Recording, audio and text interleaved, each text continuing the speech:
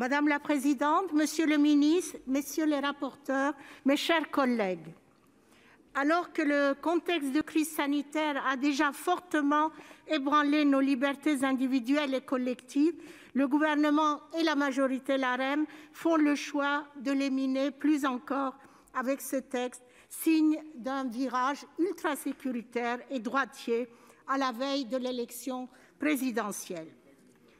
Cette proposition de loi dite de sécurité globale, renommée, c'est son nouveau titre, pour un nouveau pacte de sécurité respectueux des libertés. Curieux titre pour un texte qui se soucie si peu des libertés. Cette proposition de loi, pensée à l'origine pour acter un élargissement des compétences de la police municipale, s'est vue détournée de son objectif principal. Elle est en réalité pilotée par le gouvernement lui-même aux ordres des syndicats de police les moins progressistes et impose des dispositions dangereuses dénoncées par maints observateurs, dont le rapporteur du Conseil des droits de l'homme de l'ONU, la Défenseure des droits et la CNCDH. La version du texte qui nous est soumise ne saurait satisfaire mon groupe, vu les nombreuses atteintes aux droits et libertés fondamentales qu'elle comporte toujours et le peu de garanties introduites. Certaines modifications apportées par la commission des lois peuvent bien sûr être saluées.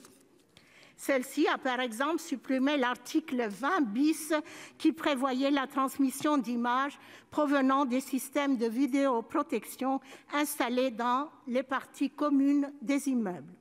De même, la réécriture de l'article 24 créant un délit de provocation à l'identification permet, par rapport à la disposition initiale, d'en limiter l'impact sur la liberté de la presse, mais dans le même temps, elle introduit une sanction plus dure.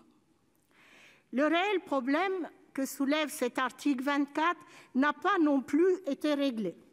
L'infraction prévue porte encore atteinte de manière disproportionnée à la liberté d'expression et crée un obstacle supplémentaire au contrôle des policiers et gendarmes et par conséquent à l'action de la justice. Steve Maio-Caniço, Cédric Chouviat, Michel Zecler, nous savons tous le nombre de victimes dont nous n'aurions rien su ou qui n'auraient pas pu se défendre sans ces images. Monsieur Daubresse, nous ne menons pas un dialogue tous les deux. Je voudrais finir mon texte. Merci.